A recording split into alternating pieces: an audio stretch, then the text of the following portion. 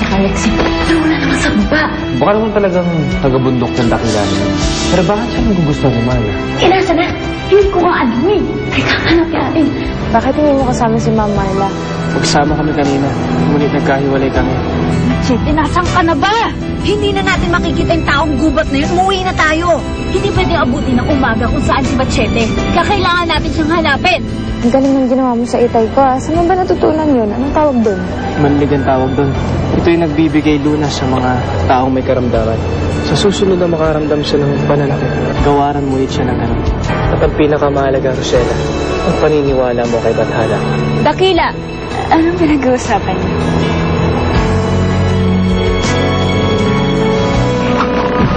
Nag-aalala ako sa'yo, Machete. Akala ko na kitang makikita. Teka, paano ka na nakauwi? Si Rosella. Naalala ko nung sinundan ko siya sa ospital. Natatandaan ko lahat ng mga dinaanan namin.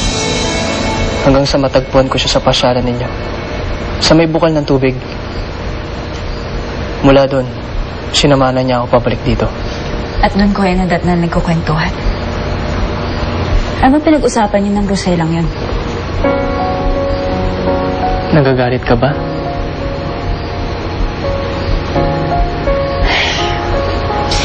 Naiinis lang ako. Ang tagal kitang hinanap. Akala ko ano nangyari sa'yo. Yung pala, nandito ka na, tas kausap mo pa yung Rosellang yun.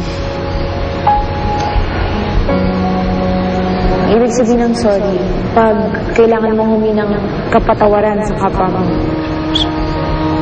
Sorry. Sorry?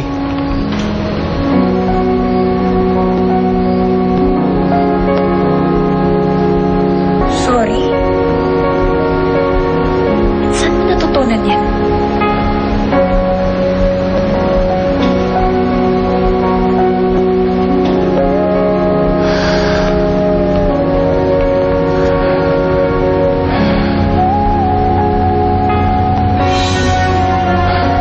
Papasikat na naman ang araw. Machete.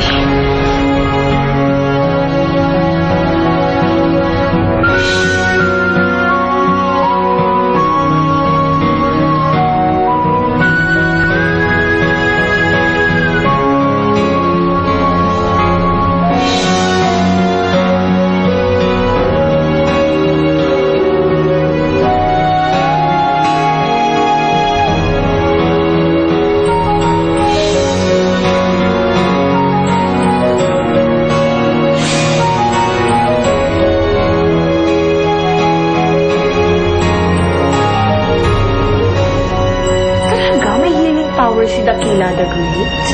Siguro. Kasi alam mo nung ginawa niya yung ritual niya sa tatay ko, humaando yung pakiramdam ni Itay. Kasi, tagusan ba talaga yung Dakila na yan? Hindi ko din alam eh. Siyempre, ayoko naman magtanong ng mga personal na tanong, di ba? Kakahiya. Alam ko na. Imbestigahan ko kaya siya. Hindi, huwag mo nga ginagawa yun. Nakakahiya doon sa tao. Hoy! Nagtatanggol! Hindi, ano ka ba? Hoy! Mahal na niya! Alam mo, tigil-tigilan mo na yan, ha?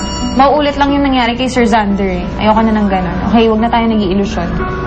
Pero aminin, hindi mahirap mahalin ang mga katulad ni Dakila na isang great.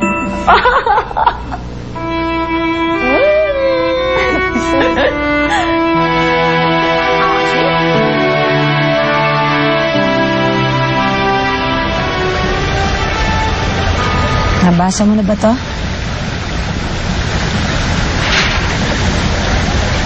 Unti-unti nang nabubunyag ang sikreto ng peste yung Machete mo. It's just an ordinary news. Hindi niya nakita yung mukha ni Machete. So akalain nila parang baliw lang ng pag-alagala.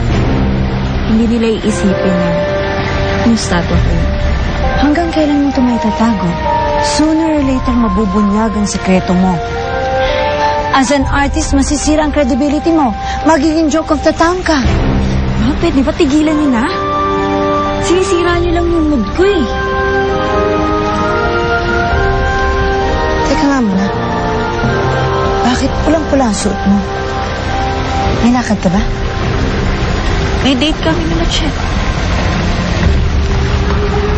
Marla, itigil mo na ang kahibangan mo ito. Ma'am, bakit? Malapit kang lumubog ang araw. Nagiging tawag si Machete kaya kailangan ko nang makapunta. Hindi ka aalis, dito ka lang. Hindi kita papayagan. Ma, ano ba? Kailangan ko nang pumunta doon dahil malapit na maging tao si Machete. No, I won't let you do this. Dito ka lang sa tabi ko. Gagawin ko kung anong gusto kong gawin. Talaga?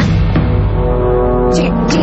Kaya mo ko takasan. Tigilan mo na nga to. Para kang bata. Hindi! Hindi ka aalis. Dito ka lang. Ayan! Sabi na hindi ka aalis eh. Pwede ba makising ka naman?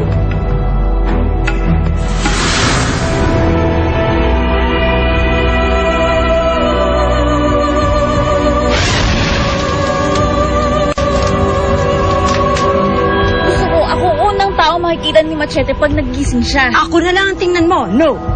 Ayoko nga! Sana na ako sa'yo! Ma! Tumigil ka!